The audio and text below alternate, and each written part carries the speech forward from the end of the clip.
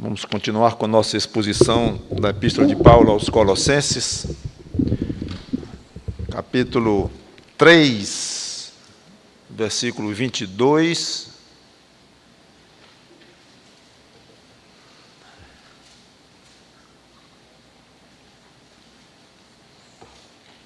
Se há uma prova de que essa divisão em capítulos e versículos não faz parte do original da Bíblia, aqui está uma, porque eu não consigo imaginar como é que separaram o capítulo 3 do 4 exatamente no ponto que vocês vão ver aqui. É interessante, é óbvio que foi um engano, mas isso não tem nada a ver com a inerrância das Escrituras, porque isso foi feito depois da Bíblia já escrita, e apenas para facilitar.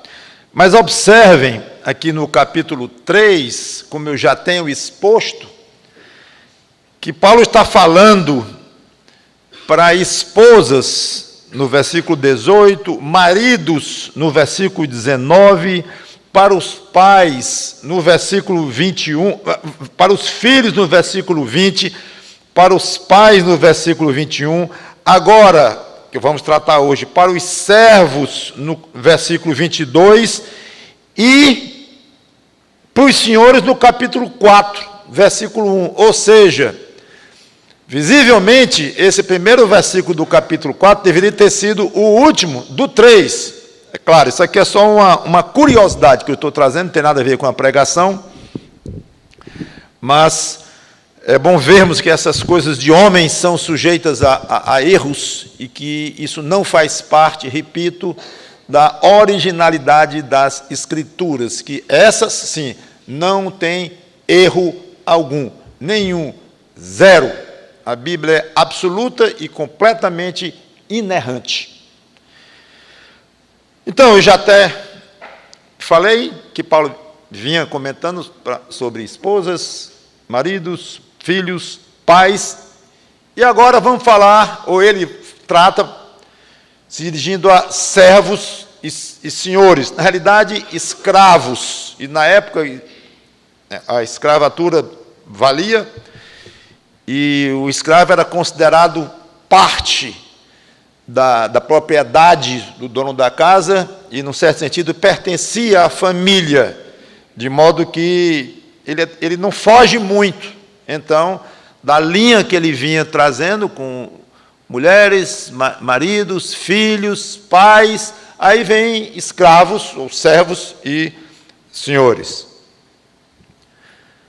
Deixe-me dizer logo que, quando ele diz aqui servos, entenda escravo, que é a mesma coisa de servo, mas tinha mesmo o sentido de escravo, porém, quando nós falamos em escravatura ou escravo, nós nos lembramos imediatamente de um africano maltratado de uma maneira miserável, amarrado num tronco de uma árvore e sendo açoitado e tratado pior do que animal e coisa assim, coisa que realmente aconteceu a partir do século 14, 15, mais ou menos, muito tempo depois disto aqui. Escravo, na época, era algo bem diferente da ideia que nós temos da escravatura, da qual os africanos foram, de uma maneira especial, não somente eles, mas de uma maneira especial, eles foram vitimados. Os estudiosos dizem mais ou menos assim: se você chegasse em Roma, na época de Paulo aqui, e olhasse no meio da rua as pessoas andando, pelo menos metade era escrava, pessoas como outras. 3 classes de pessoas eram escravas: os fora da lei, criminosos, prisioneiros de guerra e endividados. Então, se alguém que tinha um bom conhecimento, um artesão, ou um conhecimento até da medicina da época, e que era inteligente, brilhante em alguma coisa, se ele se endividasse, ele virava escravo. Então, é diferente, e ele sabia mais do que o patrão dele. Não é nem patrão, o nome certo é o dono dele. E o alvo dessas pessoas era se tornar livres novamente. de uma forma, e muitos de fato se tornavam. O governo, dependia um pouco, variava, mas de uma maneira geral o governo tinha um certo interesse, porque o escravo, uma vez libertado, poderia fazer parte do exército, no caso de necessidades, que ele estava sempre de alguma forma ou outra guerreando. E havia escravos bem tratados. A própria Bíblia prevê uma situação em que um escravo que poderia, por alguma maneira, ganhar liberdade, ele pode dizer, não, eu prefiro ficar servo do meu Senhor. Ele me trata bem, ele me dá o que comer, me dá o que vestir, e eu prefiro ficar aqui, eu me sinto mais seguro aqui, debaixo da guarda do meu proprietário, do que solto, aí tendo que ganhar o meu próprio sustento ou coisa assim. Não estou absolutamente querendo fazer alguma apologia ou defesa da escravatura da época, estou apenas contando como era.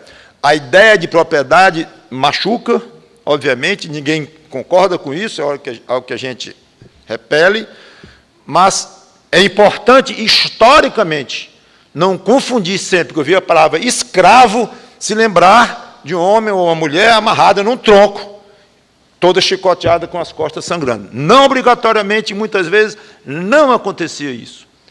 E a própria Bíblia é algo que muitos consideram um pouquinho constrangedor. A Bíblia nunca combateu a escravatura de maneira direta. Ela mandava que os senhores tratassem bem os escravos, como vamos ver aqui, inclusive. Mas isso no Velho Testamento, no Novo Testamento, como vamos ver.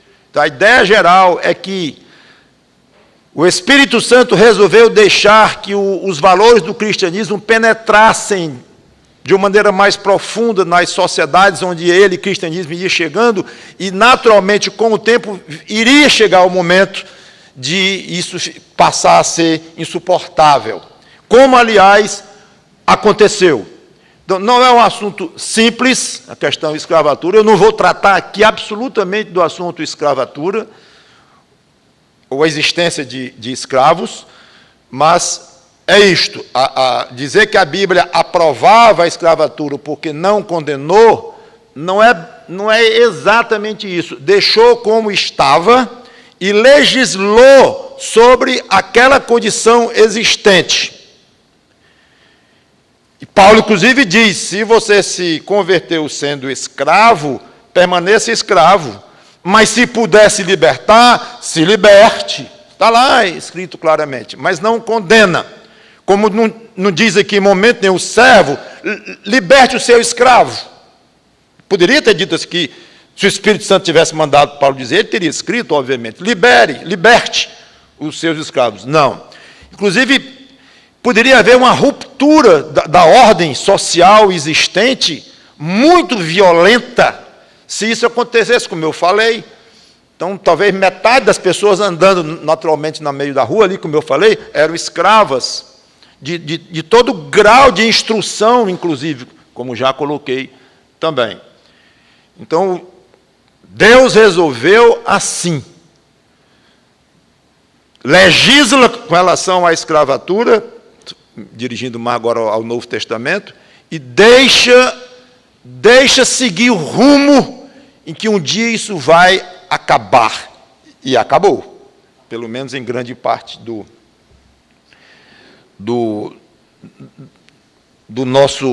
nossa parte do hemisfério oeste, mas no leste também. Hoje a escravatura é limitada a alguns poucos povos, e ainda existe, mas muito pouco, e já é algo absolutamente inaceitável para países que têm um mínimo de, não gosto de usar essa palavra, de civilização, porque a civilização é tão brutal, que a gente fala em civilização e vemos na televisão hoje, que, como é que vamos chamar de civilização? Então, isso é muito complicado, e eu não vou desenvolver isso aqui agora. Deixe-me ir para o meu texto. Então, agora, eu não vou discorrer exatamente como se eu fosse um pregador do século I ou II depois de Cristo, e estivesse escrevendo logo depois de Paulo ter escrito isso, com a escravatura funcionando, a pregação não seria igual, obviamente, os conceitos sociais e tudo isso eram diferentes.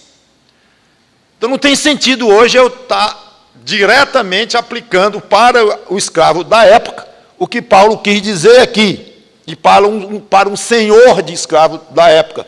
Seria completamente anacrônica a pregação. Mas o princípio está aí. Então, a relação de que o obreiro é digno do seu salário, que no caso o escravo era mantido pelo seu senhor, e se esperava que o senhor mantivesse o escravo. No início não tinha lei nenhuma contra isso, e era jogo bruto mesmo, no sentido de que o escravo não tinha direito nenhum para reclamar em nenhuma instância do Estado. Que não tinha direito, não tinha. Mas que era esperado de um bom senhor de escravo, que tratasse bem os seus escravos, e obviamente que alimentasse o seu escravo, porque ele morreria, e o escravo era uma força de trabalho. Então, digno ao obreiro do seu salário, no sentido de que ele recebia roupa, recebia comida, recebia assistência dentro da condição do Senhor, da cabeça e da largueza de coração do Senhor, mas estava lá a ideia de que o escravo servia e, por isso, ele tinha o seu, não vou dizer salário, mas tinha a sua manutenção, e alguns senhores, sim, pagavam em dinheiro alguns escravos, não por obrigação, como hoje são as nossas leis e tal. Não tinha obrigação, mas alguns por generosidade e para agradar o escravo. Tinha escravo que ensinava o filho do dono. Tinha escravo que cuidava da mulher do dono que estava doente, porque o escravo conhecia muito mais do que o patrão, o dono, sobre alguma coisa de saúde, enfermagem, uma medicina, na época muito rústica, mas é o que tinha. Então, essa relação de que um trabalha para o outro e de que há uma compensação, óbvio que esta ideia básica continua hoje, não mais com relação senhor-escravo, nem escravo-senhor, lógico. Ok? Então, nós vamos aplicar o que está escrito aqui originalmente para escravo e senhor de escravo, mas agora nós vamos aplicar para empregado e patrão, subordinado, chefe. Dá para aplicar, nós vamos ver. Colossenses 3, 22. Servos, obedecei em tudo ao vosso Senhor segundo a carne, não servindo apenas sob vigilância, visando tão somente agradar homens, mas em singeleza de coração, temendo ao Senhor. Tudo quanto fizerdes, fazei de todo o coração, como para o Senhor e não para homens, cientes de que recebereis do Senhor a recompensa da herança. A Cristo, o Senhor, é que estáis servindo. Pois aquele que faz injustiça receberá em troco a injustiça feita. E nisto não há acepção de pessoas. Aí muda de capítulo, né? Senhores, tratai os servos com justiça e com equidade, certo de que também vós tendes Senhor no céu. Vamos orar. Senhor Deus, ajuda-nos na aprendizagem da Tua palavra, mesmo 2000 anos depois, com a estrutura social completamente diferente, em outro contexto, com outras leis, mas vemos o quanto a Tua palavra é atual, quando percebemos o quanto do espírito do que está aqui escrito, dos princípios aqui colocados, o quanto podem ser perfeitamente aplicáveis no dia de hoje. Então, nos ajuda no entendimento e na aplicação. E se porventura há alguém entre nós que não tem ainda Cristo como Salvador, embora essa não será uma pregação dirigida especificamente para a necessidade da salvação em Cristo, mas estaremos falando dele, Senhor, e quando é falado no nome dele, salvação como que fica no ar. enche o ambiente com o aroma da libertação que ele ofereceu aos escravos do diabo. Como todos nós nascemos no nosso pecado e alguns fomos libertos por esse Senhor maravilhoso. Então, liberta escravos do diabo que existem entre nós, que precisam da libertação de Cristo. E quanto a nós que já somos libertos, já somos salvos por uma fé dada por Ti, Senhor, nos ajuda a obedecer cada vez mais esses princípios da Tua palavra, tão bonitos, tão nobres. É em nome do Senhor Jesus Cristo que Te pedimos e agradecemos de antemão. Amém.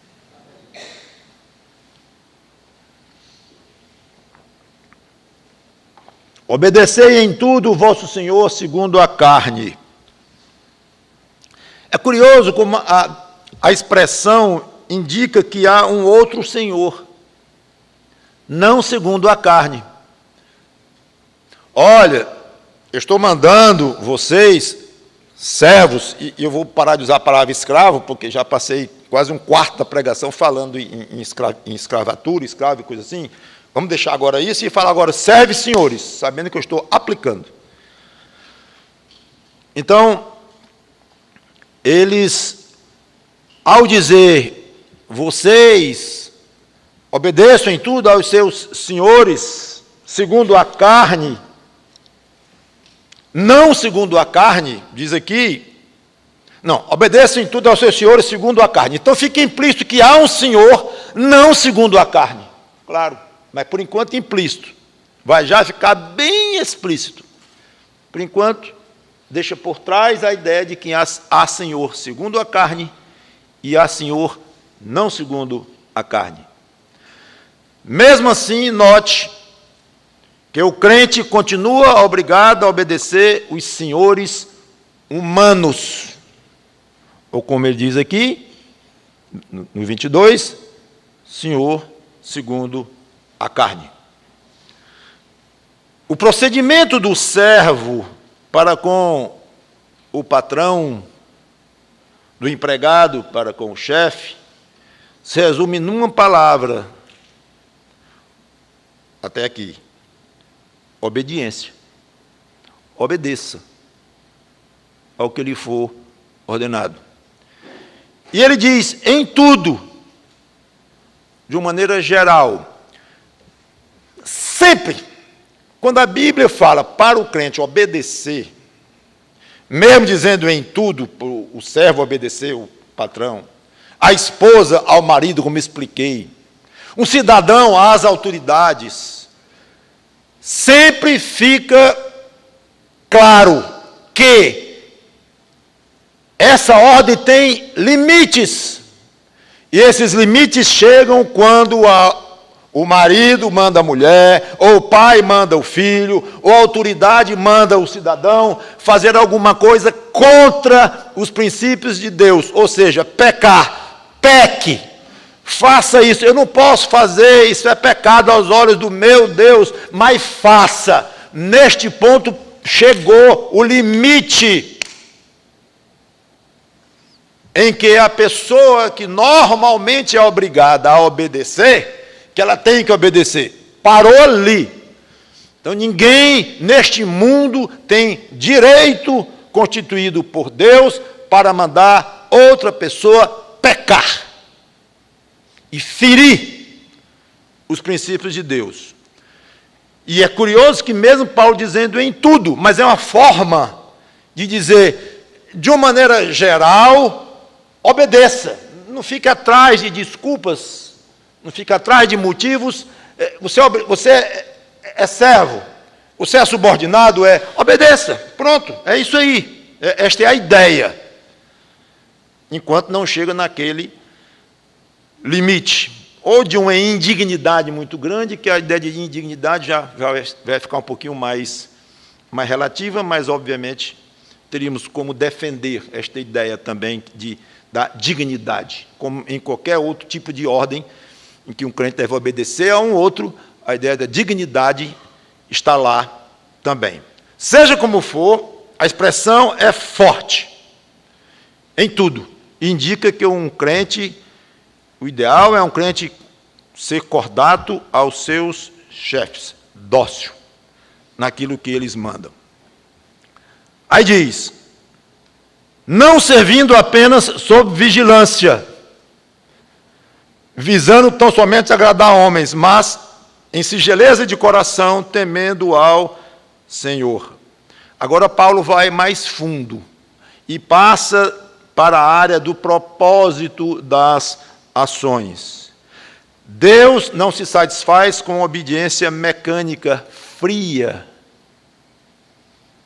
por medo de outros denunciarem, medo de fiscais, medo de colegas, ou visando apenas ser reconhecido como um bom funcionário, ou qualquer que seja o motivo, mas que não vem acompanhado com um coração obediente.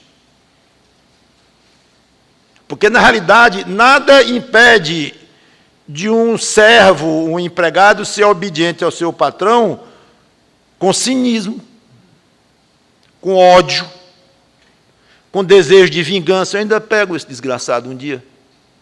É porque eu estou na pior aqui, deixa que um dia eu pego, e enquanto isso eu faço bem direitinho, do jeitinho que ele mandar. Aguarde. Não serve para Deus. Esse tipo de obediência não serve para Deus.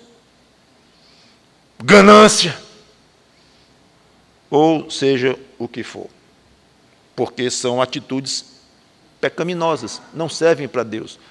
Pode até passar desapercebido por parte de quem mandou, de quem deu a ordem. Eu quero é que me obedeça. Está pensando de mim, não estou nem aí. Pode não estar nem aí mesmo, mas Deus está. Deus está. Porque por fora é um empregado excelente, mas por dentro um maquinador do mal. Então Deus faz questão que o empregado haja com bons propósitos, dentro do coração, temendo a Deus, está escrito aqui. Temendo a Deus, ou seja, com reverência diante de Deus, sabendo que Deus é um Deus exigente e é um Deus santo. Esse princípio, na realidade, ele vale para todas as áreas da vida, para todos os crentes, em qualquer situação. Na realidade, é um segredo de vida cristã esse. Deus não se interessa apenas com o que o crente faz, mas como faz, com que espírito ele faz. Tocamos nisso na pregação passada, quando falamos do filho obedecer os pais. É básico o crente entender isto, se ele valoriza a sua comunhão com Deus, o seu relacionamento com o Espírito Santo que habita nele, crente. Se ele valoriza isto, cuide do seu coração, porque é o que interessa a Deus, não apenas o aspecto externo. Então, um jovem se comporta bem em classe, é bem comportado, ótimo. Mas por quê? Medo de ser suspenso. Sabia que eu estive lendo recentemente, e agora é quase que os alunos que suspendem os professores. Está tudo invertido, tudo trocado, os professores com medo dos alunos, com medo dos pais de alunos. Endoidou o mundo de vocês jovens, infelizmente. Na minha época, um professor tinha moral e tinha que respeitar o professor, e se não fosse assim, ele mandasse ficar calado, não ficasse, era expulso. Eu já fui expulso de classe, para fora, Mauro, para fora. Eu tinha 16 anos de idade, fui suspenso 3 dias do colégio, cheguei lá morrendo de medo para dizer para a mamãe, mas naquela época funcionava. Infelizmente está tudo revirado hoje, mas isso aqui é outro assunto. Seja como for, por algum motivo, se um aluno, um jovem, ele é um bom aluno e é bem comportado em classe, ótimo, mas para Deus não é suficiente que ele apenas seja bem comportado em classe. Deus vai querer saber por quê? Por que você se comporta bem em classe?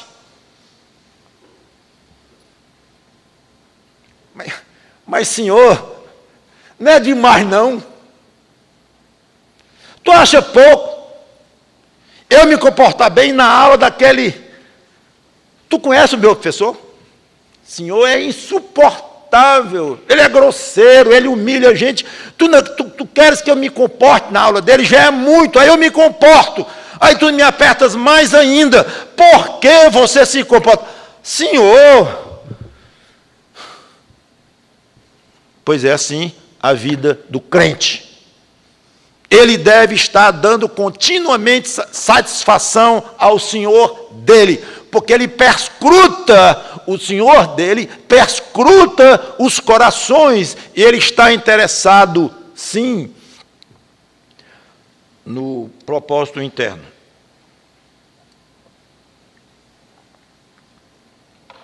Que é muito mais difícil do que simplesmente obedecer externamente. Em qualquer área da vida. Repito, nós temos a mania do exterior. Inclusive o governo, de uma maneira geral, está preocupado com isso. Que você fique no sinal vermelho e não ultrapasse. Que você respeite os caminhos. Ixi, devia estar nem falando nisso. Das bicicletas. Que as ruas ficam metade dos tamanhos, esquece isso. O governo não quer saber se você achou bom, se você achou ruim. Que é razoável, você 6 dias na semana, não tinha ninguém lá, só no domingo, que é ótimo, mas nos 6 dias da semana não tem ninguém lá, e os carros se imprensando aqui. Mas o governo não quer saber se você achou bom, se você achou inteligente, se você achou absolutamente fora do razoável, não interessa. Não passe daqui mais. Está lá, antigamente era o guarda, hoje é a Câmara, passou, multou. Não interessa. Então, se você está satisfeito, está com raiva, está com ódio, ou então está vibrando com aquela medida lá, a velocidade aumentou, diminuiu, não interessa o que você acha, faça. Tudo bem, e não tem outra forma de ser do que ser assim mesmo. Não vale nada disto para Deus. Quando eu digo nada disso, é a obediência à parte da motivação. Então, vamos enfrentar isto. Acho que a maioria de nós já sabe disso, mas se esquece e pode encarar como sendo muito difícil. E só o Espírito Santo para nos dotar deste espírito de docilidade. Voltando agora à questão da obediência. A nossa raiva está sempre estragando o nosso interior. A inveja, o ódio, ou seja o que for, nossas ideias pessoais, seja o que for, tem a tendência de querer esmagar o nosso interior e querer ter a primazia. Não pode. Vamos manter o nosso coração puro diante de Deus. Então, voltando, no caso do empregado obedecer a tarefa com perfeição e faça direito, ele pode fazer aquilo com os piores pensamentos sobre o chefe. Para o chefe está ótimo. Fazendo, está bom. Para Deus não serve. Versículo 24. Cientes de que recebereis do Senhor recompensa da herança. Que herança? Ou que recompensa? Alguns comentaristas, poucos, acham que é alguma coisa para hoje. Vai receber alguma recompensa de Deus, os servos fiéis, ou que fiéis a Deus, que obedecem aos patrões da carne aqui. Segundo a carne aqui. E além de obedecer, estão com o coração limpo, então estão ok diante de Deus, eles vão receber um prêmio, uma herança. Alguns acham que é aqui mesmo na terra. A maioria, e eu me incluo nesta maioria, acha que se refere à vida eterna, à herança da vida eterna, que é lá onde nós seremos recompensados por tudo o que fizemos aqui e que agradou a Deus, incluindo nosso comportamento diante dos nossos chefes e patrões quando os temos. Uma ideia interessante é que as grandes recompensas do crente, por ele ser um bom servo, não virão do patrão humano.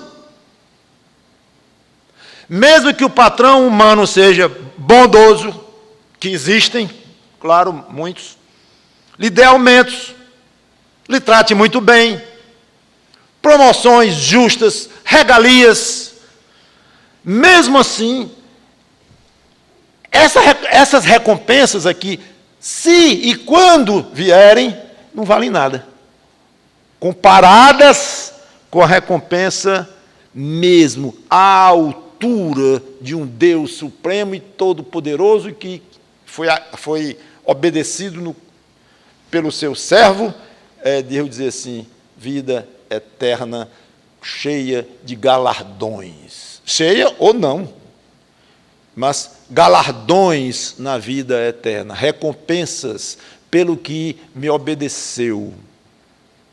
Então, tu viste, Senhor, tu mandaste que eu obedecesse o meu patrão, e eu trabalhei 30 anos na mesma empresa e eu obedeci demais. Infelizmente, você obedeceu, mas você odiou aquele seu patrão durante 30 anos. Então, recompensa zero.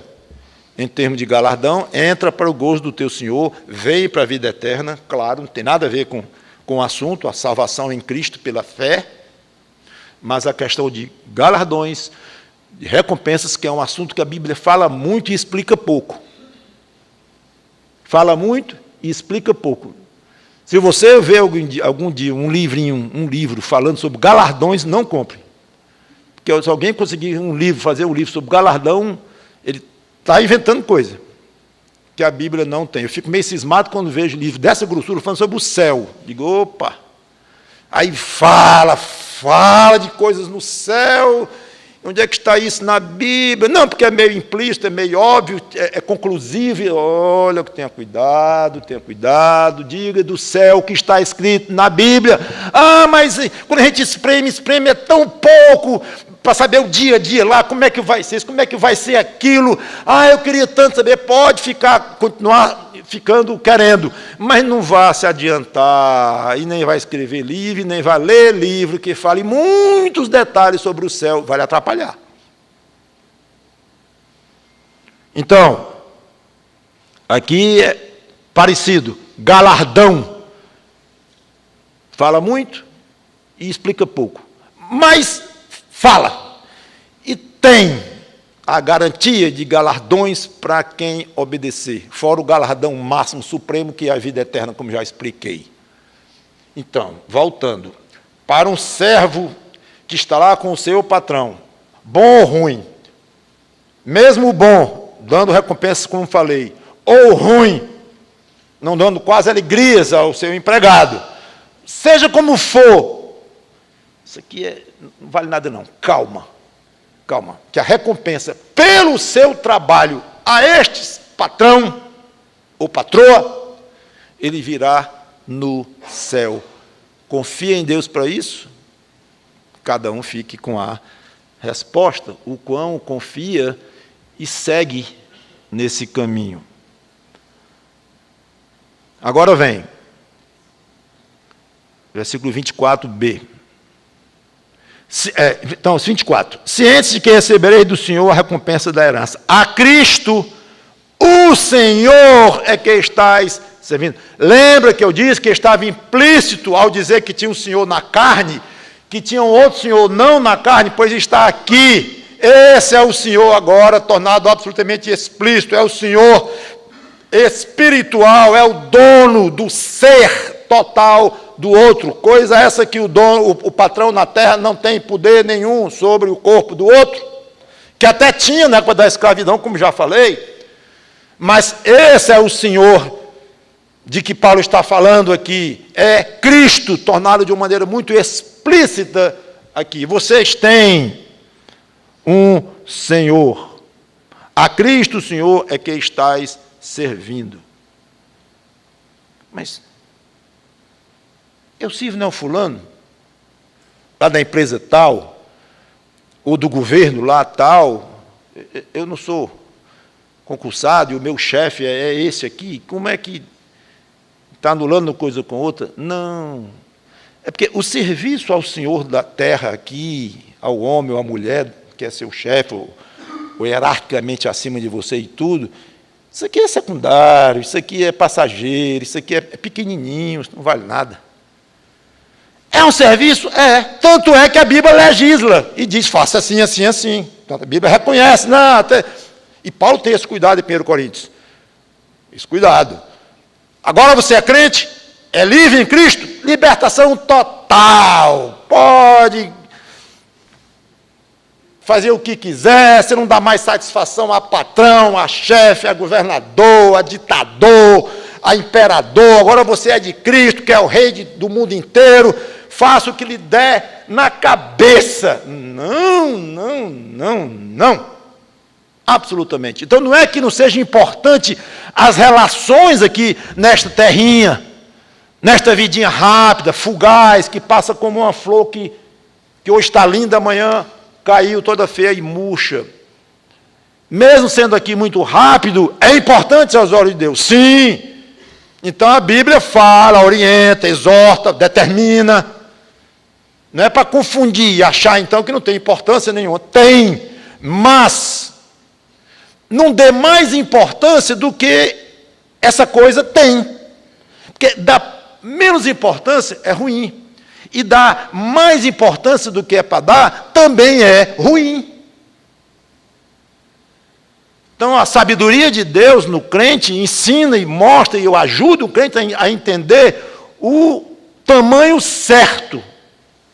O limite das coisas, falei muito hoje de manhã disto. É a sabedoria que habita no crente pelo Espírito Santo. Então, é muito importante isto. Primeiro, obedeça a seu Senhor aqui na terra. Segundo, esse serviço aqui a Ele é importante às ordens de Deus, sim, mas saiba que é muito pequenino comparado com a importância do seu serviço a Cristo. Esse é o que pesa. Esse é o que interessa, de fato, prioritariamente a Deus.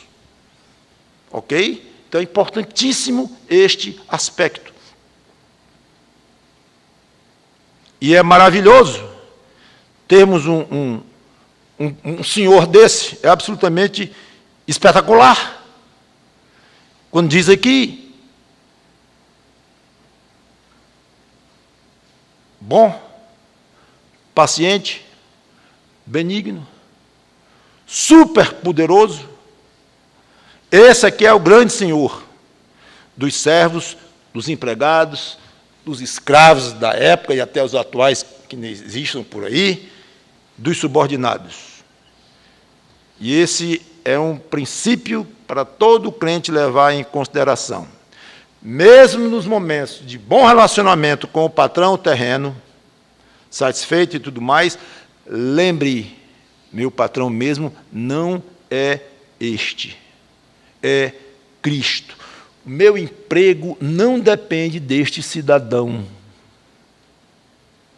ou desta cidadã, a rigor. Não, mas está enganado, porque... Manda ela assinar a minha carteira para ver se não está valendo. Eu sei. A rigor, por trás da autoridade desse patrão ou desse chefe que dá uma canetada e você está fora, por trás há um senhor muito maior do que esse senhorzinho que você tem aqui na terra. O seu emprego, em última análise, ou primeira análise, depende de Cristo. Tudo depende de Cristo. E se você perder esse emprego, porque o seu senhor aqui quis, esse aqui permitiu antes. Ok. E pode lhe arranjar um emprego muito melhor, ou muito pior, ou emprego nenhum, durante um bom tempo. Não sei. Aí é de acordo com os planos dele, mas não anula o fato de que o Senhor, o seu emprego, o seu salário, o seu ganho, o seu rendimento está nas mãos dele, Cristo. E aqui está um bom motivo para o empregado, inclusive, não ser muito bajulador e querer trabalhar demais para agradar o outro, se matar para agradar o outro, enquanto isso está desagradando o Senhor de fato, que quer que, em primeiro lugar, você sirva a Ele, aos interesses dEle, não os interesses do seu patrãozinho aqui. Porque o patrão vai lhe tentar vender a imagem, a ideia de que a empresa que você trabalha, aquilo é tudo, e aquilo é importantíssimo, e tem uma frase muito comum, qual é? Vestir a camisa da empresa balela. Vestir a camisa é de Cristo. E se você vai vestir a camisa da empresa onde você trabalha, do governo onde você trabalha, tudo bem, mas de uma maneira muito pequena, muito limitada, e na hora que essa camisa estiver ali custando um pouquinho mais, não. Não, mas tem que vestir a camisa da empresa, feriado, e domingo, não, mas tem que... Não. Olha que eu tiro essa camisa, doutor.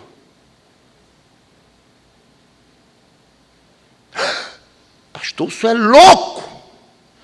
Pensar em perder o meu emprego? Depende. Se for para vestir a camisa da sua empresa na hora errada, só pense. Se para vestir a camisa da sua empresa, tem que ser por cima da camisa de Cristo. Aí quando a camisa da sua empresa permitir, a sua empresa permitir, aí você tira a camisa da empresa, aí está com a camisa de Cristo, mas na hora bota outra, é prioritária. Que é isso? Está invertido. Eu vou vestir a camisa da empresa, sim, nos momentos para os quais eu fui contratado, e você é honesto, e você é correto, e vou tentar ser fiel, enquanto eu puder, ao chefe ou ao patrão, sim, tudo bem. Mas vou me matar por isso, e significa sacrificar momentos em que eu estaria servindo ao Senhor que de fato me interessa. O problema é que, às vezes, esse Senhor está meio distante das considerações diárias do crente. Ele vê o patrão dele, o chefe, 8 horas por dia, fisicamente, ouve a voz dele, e as ameaças dele, ou isso, ou aquilo, as promessas dele, e isso impressiona demais os sentimentos, os nossos sentidos humanos. Mas para dar o valor devido àquele senhor ali, tem que haver um desenvolvimento com ele, para poder, ele está no coração, aqui, na superfície da mente, dos pensamentos, das considerações mais profundas, todos os pensamentos, ou de maneira mais profunda, ou de uma maneira menos profunda, mas em tudo está pensando nele, na empresa dele, agora eu vou tirar as aspas, no reino dele, nos interesses dele, e na hora que esses interesses dele forem um pouquinho ameaçados, para aqui, patrãozinho, vamos conversar. É assim que eu entendo. Então, nos momentos difíceis do emprego, é para lembrar de Cristo. Na hora que ele quiser, ele faz isso aqui melhorar. Nos momentos bons do emprego, é para se lembrar de Cristo. Eu não posso me deixar hipnotizar por esse patrão aqui. Está me prometendo mundos e fundos. E está me pegando devagarinho.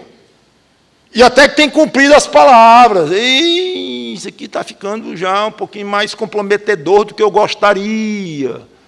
Pense no seu chefe, Senhor Jesus Cristo.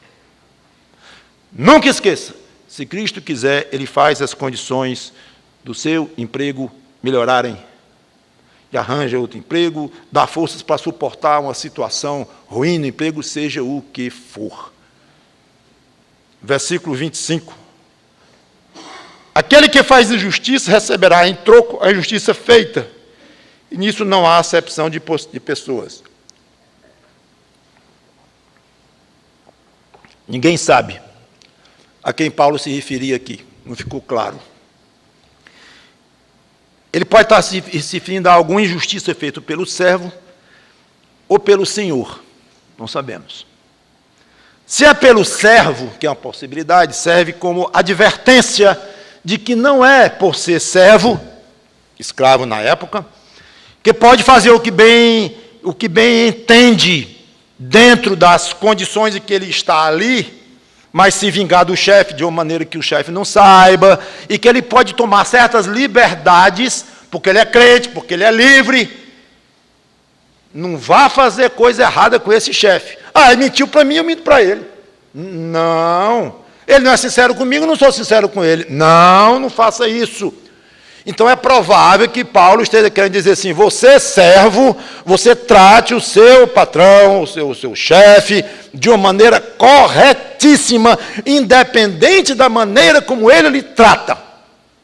Não vale você praticar injustiça, algum tipo de injustiça ou de erro com o seu patrão, porque ele faz a mesma coisa com você. Não, de jeito nenhum. Então, se fizer, vai pagar. Deus vai cobrar por isso. Então, pode ser que Deus esteja querendo dizer isso, através de Paulo. Ou, se Paulo está se referindo aos senhores, claro que é uma outra forma de aliviar o peso dos empregados injustiçados. Senhores, vocês fiquem sabendo que qualquer injustiça com os meus servos será cobrada. Como se estivesse dizendo, Cristo estivesse dizendo, não se preocupe.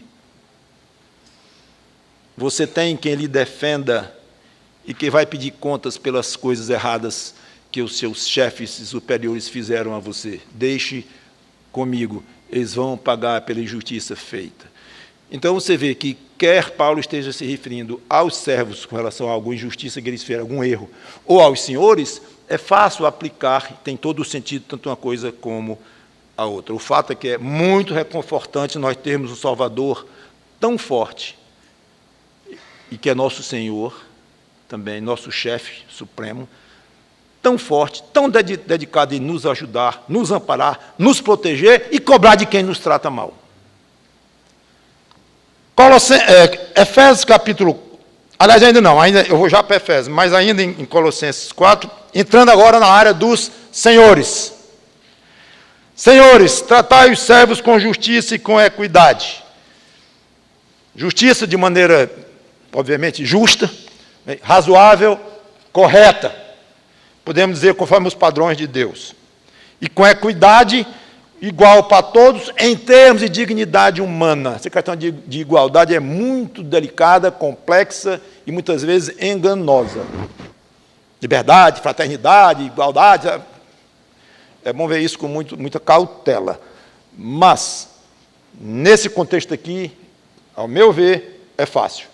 Equidade, ou seja, justiça, consideração, correção a todos. Dignidade a todos os seus empregados. Entendo que é isso que quer dizer. Duas palavrinhas aqui que ele usa para os senhores: justiça e equidade. Com essas duas palavrinhas estaria resolvido tudo o que Deus espera de um patrão, de um chefe. Claro que isso não acontece. Muitas vezes eles são não apenas frios e calculistas, mas injustos, exploradores e como qualquer ser humano pecador, coloca para funcionar sua pecaminosidade sobre o mais fraco, o mais necessitado, o mais frágil. Então, é comum exploração e tudo mais da parte de patrões. Não todos, existem patrões e superiores bondosos, mas não é assim que a classe é conhecida. Agora, Efésios capítulo 6, versículo 9, Paulo acrescenta mais uma obrigação para os patrões, interessante. O mesmo Paulo.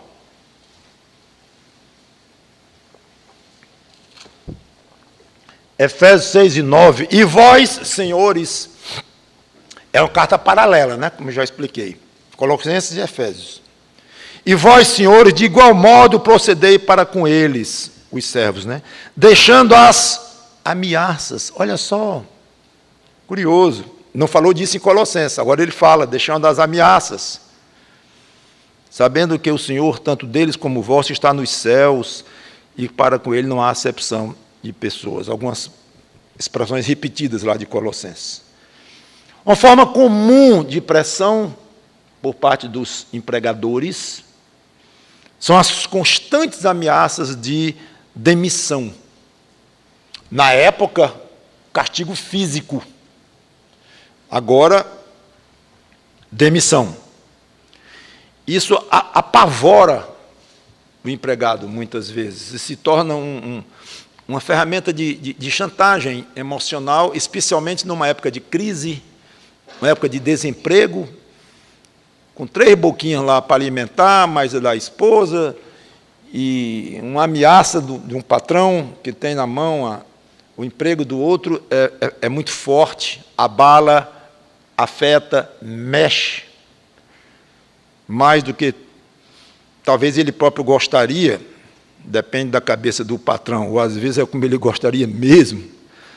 Seja como for, a pressão, além dessa pressão do medo de perder o emprego, a ameaça serve para humilhar também. Mesmo que o chefe ou o patrão não tenha um desejo real de demitir, se for um funcionário muito bom e ele precisa daquele funcionário também em tudo, mas ele pode, quer dizer, acontece de ameaçar para humilhar, para mostrar força, como se o patrão estivesse sempre lembrando quem é que manda, quem é o maior.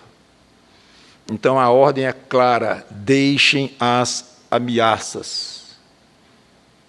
Claro, se o empregado não estiver correspondendo, chame, converse, diga, até desta forma fica difícil continuar. Olha só, mas aí não surge como uma ameaça, como uma coisa meio rotineira, como um instrumento de pressão e de humilhação. Não, é uma conversa séria. E dizer, não dá, dessa forma aqui, não dá. E eu vou ter que lhe demitir desta forma. Não tem problema nenhum uma conversa dessa de um patrão com um empregado. Não há nenhuma humilhação nisto. Não há nenhuma indignidade de forma alguma, dependendo da maneira como o patrão trata e expõe, mesmo que o outro concorde ou não concorde, mas é um direito que ele tem, o patrão, inclusive.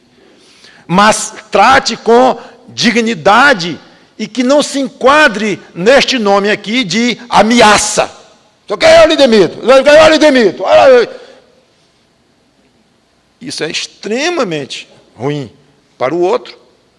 E é falta de amor, de respeito, de dignidade.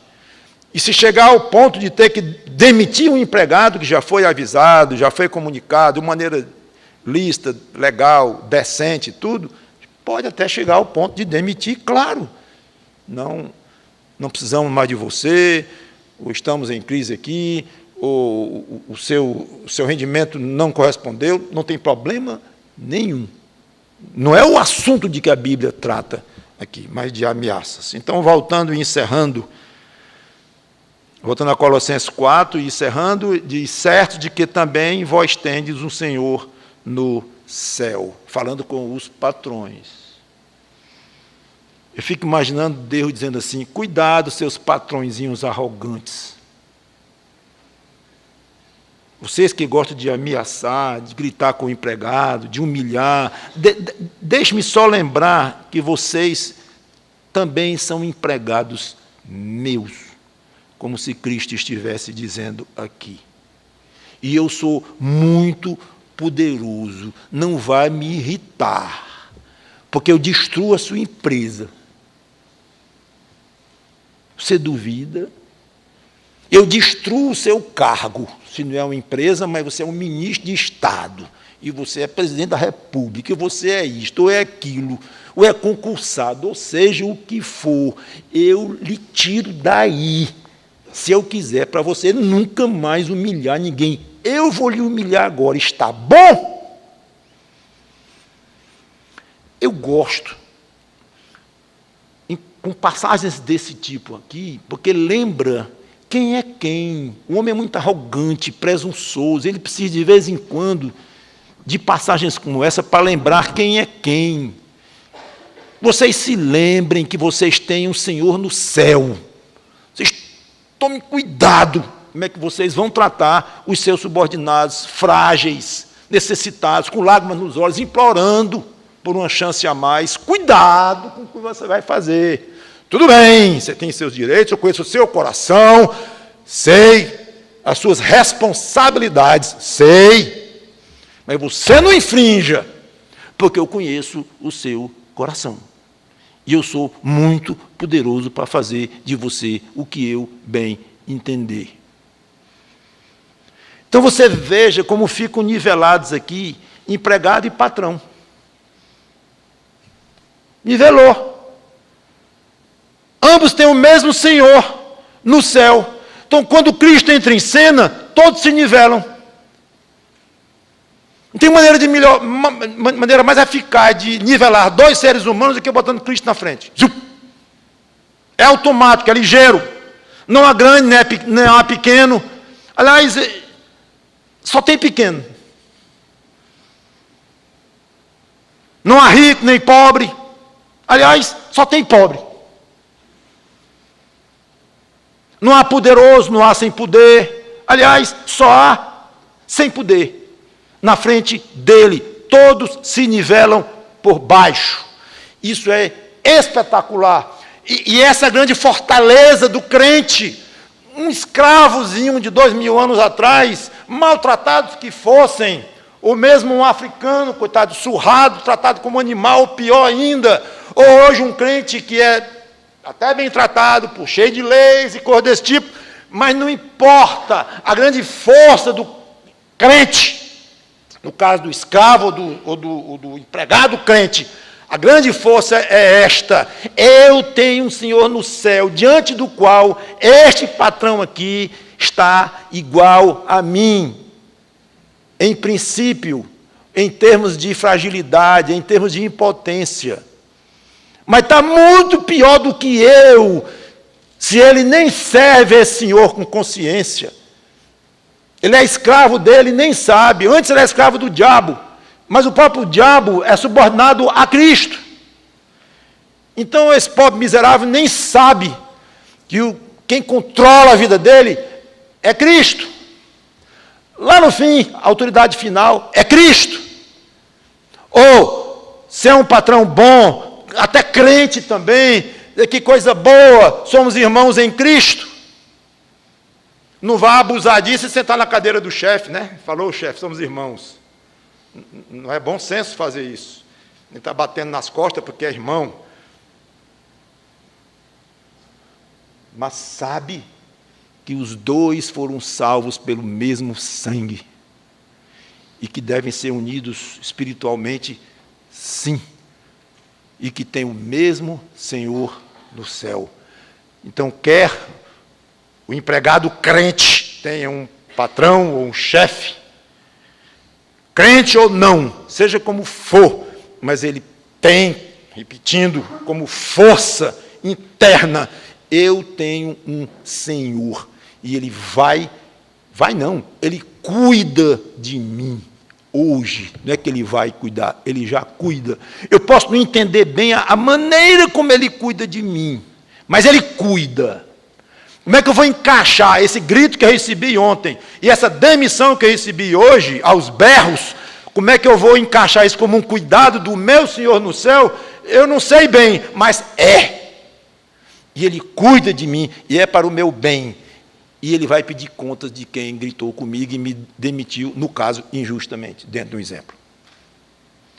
Então, que essa força, meu irmão, esteja dentro de você.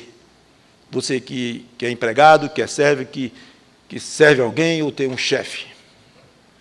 E caso você esteja no outro lado da linha, atualmente, que isso muda, né? Mas atualmente, você é o chefe, é o patrão, tenha muito cuidado.